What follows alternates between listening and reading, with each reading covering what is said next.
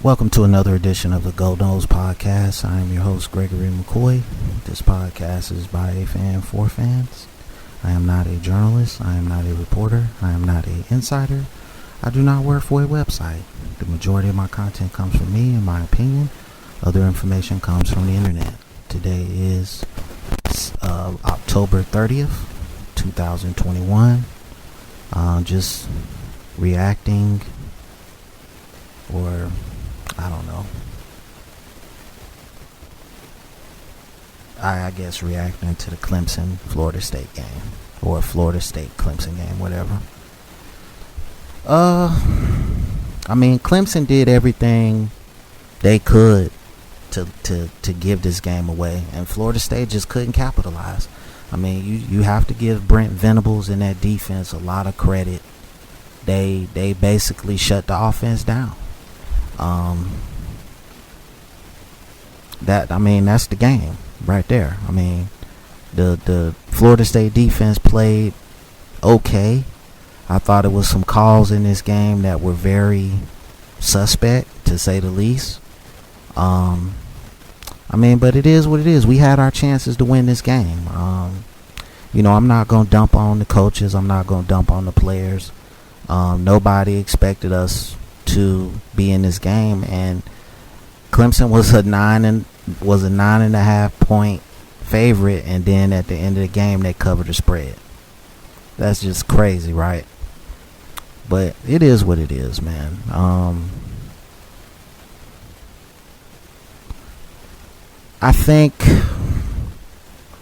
don't know if this game helps you or hurts you in terms of recruiting. If you won, it would have definitely helped you in terms of recruiting. But like I said, I'm not going to bag on the players or the coaches, man, because, they went out there and played hard. They just kind of reverted back to the 0-4 team a little bit, making mistakes, not being poised. And that's really it. I could say some stuff about the coaches, but I'm not going to do that.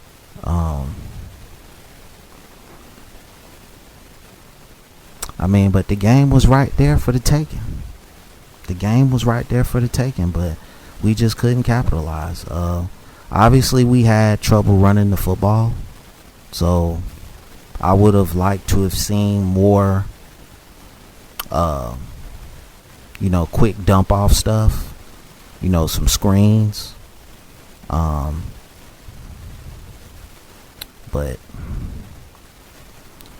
it is what it is. I think every game remaining on this schedule is winnable. I'm not going to say you got out-coached. I'm not going to say the Clemson staff out-coached you, but Brent Venables out-coached the offensive staff of Florida State. And you had to know going into this game that you were not just going to line up and run the football. You knew that you had to be creative with the run game. And, I just didn't see a lot of creativity out there.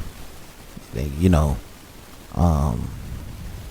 I'm not saying trick plays, gadget plays, but it just wasn't a lot of creativity out there offensively, in my opinion. Tuafili made a tremendous play.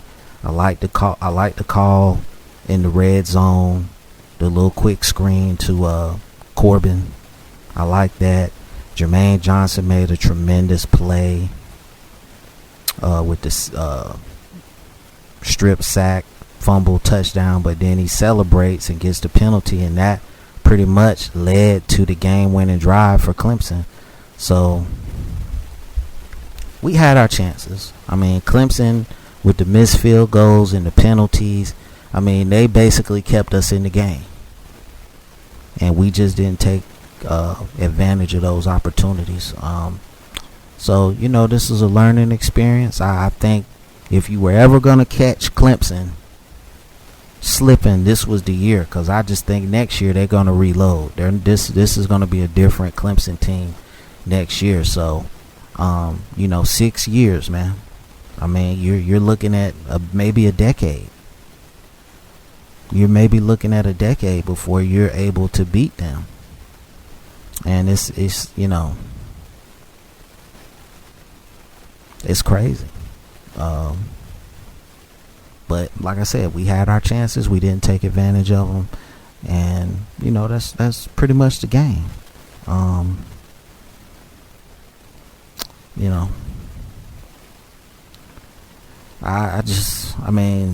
not real big on Hail Mary passes at the end of the game. I'm just like, if you're trying, I always try to win the game, never give up. But, you knew you wasn't going to get that. The hook and ladder stuff, come on. I would have just let Jordan Travis just throw a Hail Mary pass, man, and just, call it a day. But, the effort was there.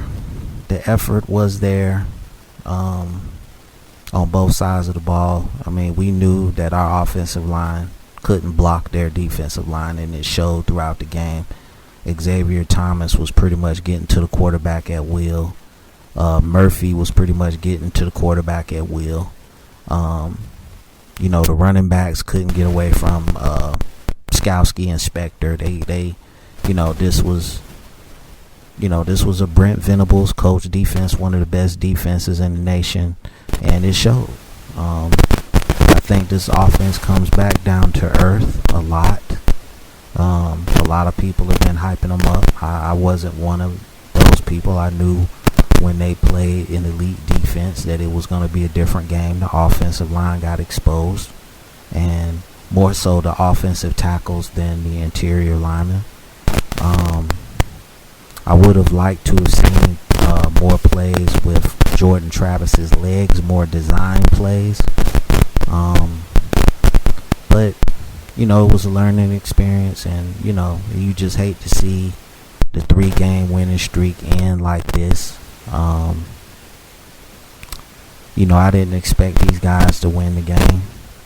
I knew it would be a close game because of the deficiency offensively for Clemson, and their defense came to play, man. They have an elite level defense. So on the NC State, I think we can beat them. We got to come out, get focused, and be ready to go, and we'll see what happens.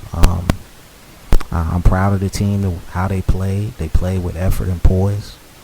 They just, like I said, you reverted back to the 0-14 with the penalties and, the late hits on Clemson players. We'll see. Like I said in my previous podcast earlier this week, this was a crossroads game, and we'll just see where the two teams go after this.